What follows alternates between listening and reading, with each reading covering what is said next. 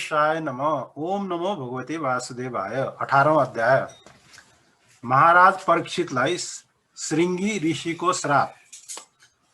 श्री सुतजी भन्नुहुन्छ, भगवान श्रीकृष्णको कर्म बडो आश्चर्यजनक हुन्छ।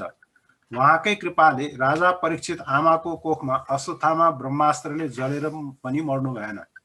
ब्राह्मणको श्रापले उहाँलाई डस्न तक्षक आउँदा पनि उहाँ भयभीत हुनु भएन, कारण उहाँले आफ्नो चित्त भगवान श्रीकृष्णको चरणमा समर्पित गरिराख्नु भएको थियो। उहाँले सबै कुराको आसक्ति छोडिदिनु भयो। गंगा तटमा गएर श्री सुखदेवबाट उपदेश लिनुभयो र यस प्रकार भगवानको स्वरूपलाई जानेर आफ्नो शरीरलाई त्याग्नु भयो।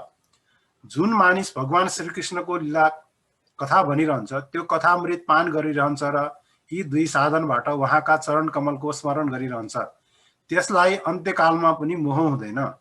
कलियुग चारैतिर फैलिसकेको थियो। जुन बेला भगवानले पृथ्वीलाई परित्याग गर्नुभयो त्यही बेलादेखि संसारमा अधर्मको मूल कारण कलियुग आयो। तैपनि पृथ्वीमा राजा परीक्षितको एक छत्र साम्राज्य रहेसम्म संसारमा त्यसको प्रभाव फैलिएन। भँवरा समान सारग्राही सम्राट परीक्षित कलियुगसँग कुनै द्वेष राख्नु हुँदैन थियो, कारण उहाँलाई थाहा थियो कि पुण्य कर्म संकल्पले मात्रले पनि फल दिने हुन्छ, तर पाप कर्म त संकल्प मात्रले फल दिने हुँदैन। त्यसको फल नरकादि शरीरबाट गरेपछि मात्र नै पाइन्छ। यो कलियुग त मूर्खहरूमाथि मात्र आफ्नो प्रभाव जमाउँछ र तिनीहरूमाथि आफ्नो प्रभाव पार्छ भनेर उहाँले विचार गर्नुभयो। धीर मानिसदेखि यो सधैँ डराएर बस्छ। जस्तो हुँडारले बच्चाहरूलाई नै समातेर लैजान्छ, त्यसले यसले प्रमादी मानिसहरूलाई झटपट आफ्नो वशमा गर्छ, तर सावधान मानिसमाथि यसको केही लाग्दैन। यसकारण यो रहेर पनि के हानि छ, यस्तो विचार गरेर उहाँले उसलाई उपयुक्त 5 स्थानमा रहन दिनुभयो। शौनकादि ऋषिहरू, तपाईहरूलाई मैले भगवानको कथाले युक्त राजा परीक्षितको पवित्र चरित्र सुनाए। तपाईहरूले यही सोध्नु भएको थियो। भगवान श्रीकृष्णले कीर्तन गर्न योग्य धेरै लीलाहरू गर्नुहुन्छ। यसकारण उहाँको गुण र लीलाहरूसँग सम्बन्ध राख्ने जति पनि कथाहरू छन्, कल्याण चाहने मानिसहरूले तिनीहरूको श्रवण गर्नुपर्दछ। ऋषिहरूले भने, सौम्य स्वभावका सुतजी, तपाईँको आयु लामो होस्। मृत्युको प्रभावमा परेका हामीलाई तपाईँ भगवान श्रीकृष्णको अमृतमय उज्जवल कीर्ति सुनाउनुहोस्। यज्ञ गर्दा त्यसको धुवाँले हाम्रो शरीर फुस्रो भइसक्यो, तैपनि यो कर्ममा केही विश्वास छैन। यो साङ्गोपाङ समाप्त भएर पनि फल दिन्छ कि दिँदैन थाहा छैन, परन्तु तपाईँले वर्तमानमा नै भगवान श्रीकृष्ण चन्द्रको चरण कमलको मादक र मधुर मधु पिउन लगाउनु भएर हामीलाई तृप्त गरिराख्नु भएको छ। भगवानका प्रेमी भक्तहरूको क्षणभरको सत्सङ्गलाई स्वर्ग अथवा मोक्षसँग पनि तुलना गर्न सकिन्छ। संसारको तुच्छ भोगको त के कुरा। यस्तो कुन रस मर्मज्ञ होला जो महापुरुषहरूको एकमात्र जीवन सर्वस्व भगवान श्रीकृष्णका लीला कथाहरूबाट तृप्त होला। समस्त प्राकृत गुणहरूले अतीत भगवानको अचिन्त्य अनन्त कल्याणमय गुण गणनाको पार ब्रह्मा शंकर आदि बडा बडा योगेश्वरहरूले पनि पाउन सकेनन्। सुतजी, तपाईँ त भगवानकै आफ्नो जीवनको ध्रुवतारा मान्नुहुन्छ। तपाईँले जान्नुपर्ने सबै कुरा जानिसक्नु भएको छ। यसकारण तपाईँ सत्पुरुषहरूका एकमात्र आश्रय भगवानका उदार र विशुद्ध चरित्रहरू हामी श्रद्धालु श्रोताहरूलाई सविस्तार वर्णन गर्नुहोस्। भगवानका परमप्रेमी विशुद्ध बुद्धिका राजा परीक्षितले श्री शुकदेवले उपदेश गर्नुभएको जुन ज्ञानबाट मोक्ष स्वरूप भगवानको चरण कमललाई प्राप्त गर्नुभयो, तपाईँ कृपा गरेर उही ज्ञान र परीक्षितको परम पवित्र उपाख्यानको वर्णन गर्नुहोस्। त्यसमा कुनै कुरा लुकाएर भनिएको छैन र भगवान प्रेमको अद्भुत योग निष्ठाको निरूपण गरिएको छ। त्यसमा पद पदमा भगवान श्रीकृष्णका लीलाहरूको बयान गरिएको छ र भगवानका प्यारा भक्तहरूले त्यसमा बडो रस पाउँछन्।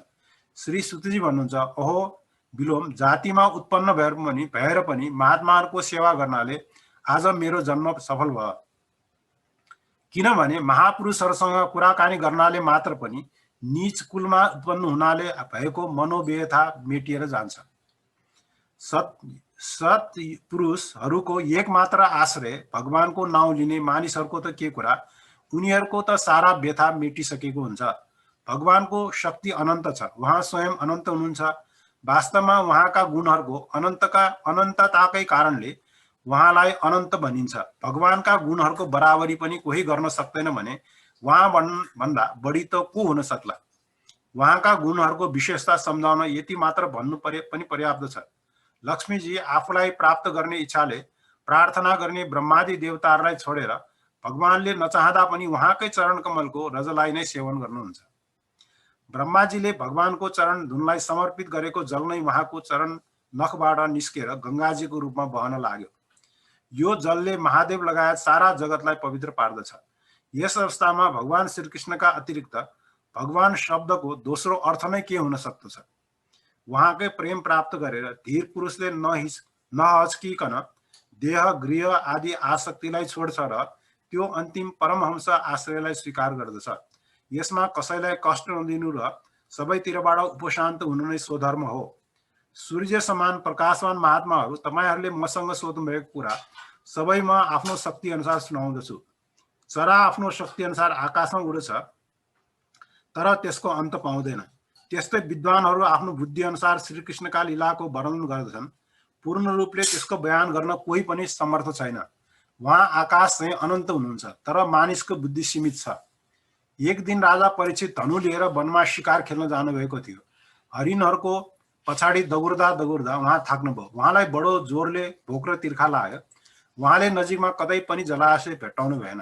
त्यसैले उहाँ नजिकैको एउटा ऋषि आश्रममा जानुभयो। त्यहाँ आँखा बन्द गरेर शान्त भावले शमिक मुनि आसनमा बसिरहेको उहाँले देख्नुभयो। इन्द्रिय, प्राण, मन र बुद्धि निरुद्ध भएको हुनाले ती योगी संसारभन्दा माथि पुगिसकेका थिए। जाग्रत, स्वप्न, सुसुप्ति तीनवटै अवस्थाबाट रहित निर्विकार ब्रह्ममा उनी रहेका थिए।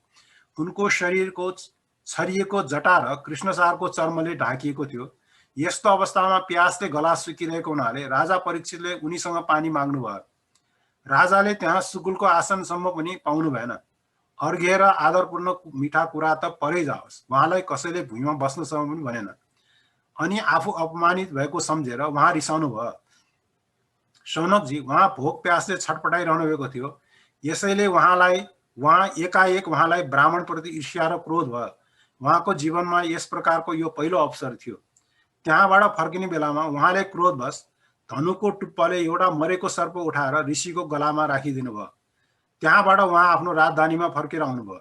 यी ऋषिले आँखा बन्द गरेर वास्तवमा आफ्ना इन्द्रियहरू सबैलाई एकै ठाउँमा बटुलेर समाधि लगाएको हुन् अथवा राजाहरूसँग हाम्रो के मतलब भनेर झुटमुट आँखा बन्द गरेर समाधिको स्वाङ गरेर उनले मेरो उपेक्षा गरेको पो हो कि भन्ने उहाँको मनमा विचार आएको थियो। यही सन्देहमा परेर परीक्षितले उनको गलामा सर्प राखिदिनु भएको थियो। ती शमिक मुनिका छोरा बडा तेजस्वी थिए। उनी अरू ऋषि कुमारहरूको साथमा नजिकै खेलिरहेका थिए। उनले आफ्नो बाबुमाथि परीक्षितले गरेको नराम्रो व्यवहारको कुरा सुनेर भन्न थाले, हेर त, यी राजा भनाउँदाहरू मिल्काएका फोहोर मैला खाने कौवा जस्तै सण्ड मुसण्ड भएर कत्तिको अन्याय गर्न लागेका छन्। ब्राह्मणको दास भएर पनि ढोकामा पहरा दिने कुकुरले जस्तै आफ्नै मालिककै तिरस्कार गर्दछन्। बाहुनहरूले क्षत्रियहरूलाई आफ्ना द्वारपाल बनाएका छन्। त्यसले ढोकामा बसेर रक्षा गर्नुपर्छ। घरमा पसेर उसको भाँडामा खाने त्यसलाई अधिकार छैन। जबसम्म भगवान श्रीकृष्ण हुनुहुन्थ्यो, मर्यादा उल्लङ्घन गर्नेहरूलाई उहाँ दण्ड दिने गर्नुहुन्थ्यो। अब उहाँ परमधाम हुनुभयो। अब यी मर्यादा तोड्नेहरूलाई म स्वयं दण्ड दिनेछु। हेर त, ममा कति बल छ। आफ्ना साथी बालकहरूलाई यस प्रकारले भनेर क्रोधले राता राता आँखा गरेर ती ऋषि कुमारले कौशिकी नदीको जलले आचमन गरेर आफ्नो वाणी रूप वज्रलाई यसरी प्रयोग गरे। कुलङ्गार परीक्षितले मेरा पितालाई अपमान गरेर मर्यादाको उल्लङ्घन गरेको हुँदा आजको 7औं दिनमा उसले तक्षक सर्पले डसोस्। यसपछि ती बालक आफ्नो आश्रममा फर्के। आफ्ना बाबुको गलामा सर्प देखेर बडो दुखी भए तथा डाँको छोडेर लागे। शमिक मुनिले आफ्नो छोरा रोइ कराएको सुनेर बिस्तारै आँखा खोलेर आफ्नो गलामा एउटा मरेको सर्प देखे। त्यसलाई फ्याँकेर छोरालाई सोधे, छोरा, तिमी किन रोइरहेछौ? कसले तिमी माथि अपराध गर्यो? यसरी सोधेपछि बालकले सारा साल बताए। सारा वृत्तान्त सुनेर ब्रह्मर्षि शमिकले आफ्नो छोरालाई शाबासी दिएनन्। उनको दृष्टिमा परीक्षितलाई श्राप दिनु उचित थिएन। उनले भने, ओहो मूर्ख बालक, तैँले ठुलो पाप गरिस्, खेद छ। उनको अलिकति गल्तीमा यत्रो ठुलो श्राप दिइस्। तेरो बुद्धि अहिले काँचै छ। तैँले भगवत स्वरूप राजालाई साधारण मानिससँग सम्झन नहुने हो। कारण राजाकै असह्य तेजले सुरक्षित र निर्भय भएर प्रजाले आफ्नो कल्याण प्राप्त गर्दछन्। राजाको रूप धारण गरेर भगवान पृथ्वीमा राज नभएपछि चोर बढ्छ र असुरक्षित भेडा सरह एकैछिनमा मानिसहरूको नाश हुन्छ।